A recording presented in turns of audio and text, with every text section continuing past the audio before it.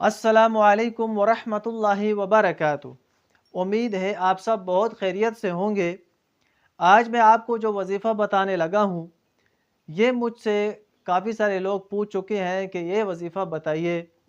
تو یہ ایک ایسا وظیفہ ہے کہ جو بھی شخص اپنے دل کے اندر اس کی خواہش رکھتا ہو کہ میں عمرہ کرنے کے لیے جاؤں یا حج کرنے کے لیے جاؤں، اور وہ اس کے پاس پیسے بھی ہوں، جانے کے اسباب جانے کے لیے اس نے درخواستیں بھی دی ہوں اور اس کا کام نہ ہو رہا ہو، وہ بھی یہ وظیفہ کر سکتا ہے۔ اور اگر کوئی ایسا بندہ جس کے پاس پیسے نہ ہوں اور وہ حج اور عمرہ کرنے کی خواہش رکھتا ہو، وہ بھی یہ وظیفہ کرے گا تو انشاءاللہ تعالیٰ بغیر پیسوں کے اللہ تعالیٰ اس کو حج اور عمرے کی سعادت نصیب فرمائیں گے۔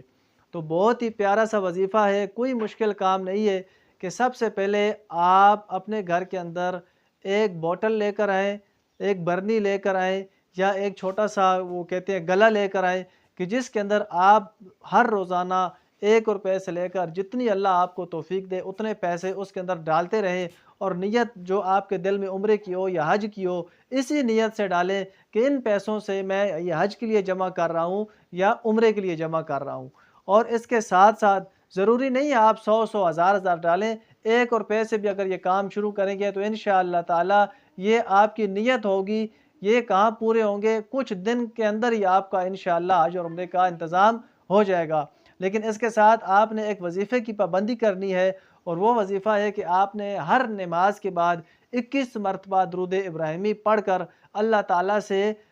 عمرے کے لیے جانا چاہیں تو عمرے کی دعا کریں، حج کے لیے جانا چاہیں تو حج کی دعا کریں۔ ہر نماز کے بعد 21 مرتبہ درود پاک پڑھنا ہے،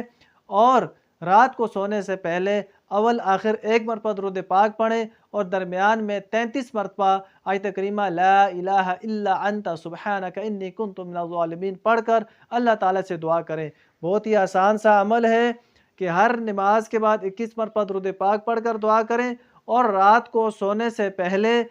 آپ اول آخر 1 مرتبہ درود پاک پڑھیں، درمیان میں 33 مرتبہ آیت کریمہ پڑھ کر اللہ تعالیٰ سے دعا کریں۔ انشاءاللہ تعالیٰ چند ہی دن گزریں گے کہ آپ کے لیے عمرے کا انتظام ہو جائے گا۔ اور جو ایسا بندہ جو ہر سال حج کی درخواست دیتا ہو اور اس کا کام نہ ہوتا ہو، وہ بھی اس عمل کو شروع کرے، انشاءاللہ تعالیٰ اس کو اللہ تعالیٰ حج کی سعادت نصیب فرمائیں گے۔ ویڈیو اچھی لگے اس کو لائک کریں، صدقہ جاریہ سمجھ کر آگے شیئر کریں، اور اگر آپ ہمارے چینل کے اوپر نئے ہیں تو اس کو ضرور سبسکرائب کریں۔ انشاءاللہ تعالیٰ اس کے اندر آپ کو ہر روزانہ ہر چھوٹی بڑی بیماری کا وظیفہ اور علاج ملتا رہے گا۔ السلام علیکم ورحمۃ اللہ وبرکاتہ۔